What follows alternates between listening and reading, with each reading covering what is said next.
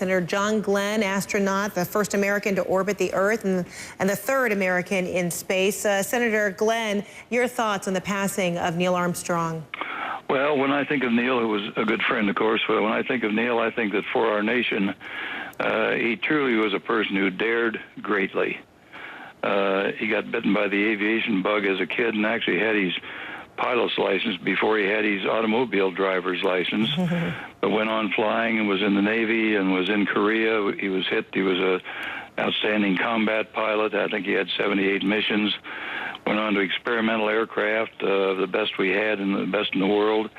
The space program, of course, for what he's much better known, but he was a very skilled person. He was dedicated, and he was a good friend, and he'll be missed. We've talked to a number of people who were inspired by him, who had an encounter or two with him, with no one who's known him as closely as you. What was it about his reluctance, to take on the role of being such an inspiration, such an icon, that he would try to remind people that, that accomplishment was not mine. It was an accomplishment that represents so many. Well, I think he felt that, and he believed that, and I think it was true, and that there were so many people involved in the huge projects that he was involved with and that we were involved with.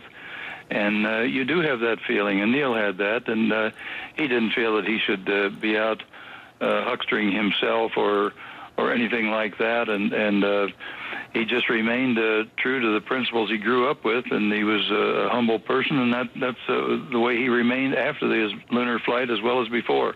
In a family statement released to CNN, the family says, for those who may ask what they can do to honor Neil, we have a simple request. Honor his example of service, accomplishment, and modesty. And the next time you walk outside on a clear night and see the moon smiling down at you, think of Neil Armstrong and give him a wink. That statement coming from the family, so poignant and so beautiful. How will you remember him? I think that's a very good statement. Yeah, it really is beautiful. How will you try to remember Neil Armstrong? Will you be giving that moon a wink? Oh, yeah, sure. Well, I think about that almost every time I look at the moon anyway, that we had people up there, and that Neil was the first one up there, of course. And, Neil had a lot of close escapes, but he was dedicated to flying and so on. He had to bail out once in Korea after his plane was hit and was damaged.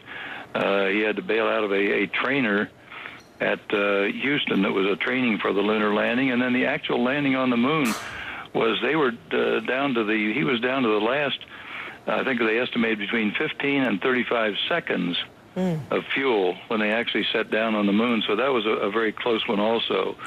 So he was dedicated to what he was doing, and I'll always remembering, I think what I said earlier here, that he was willing to dare greatly for his country, and he was proud to do that, and yet remained the same humble person he'd always been. Senator John Glenn, thank you so much for your memories of Neil Armstrong, dead at the age of 82.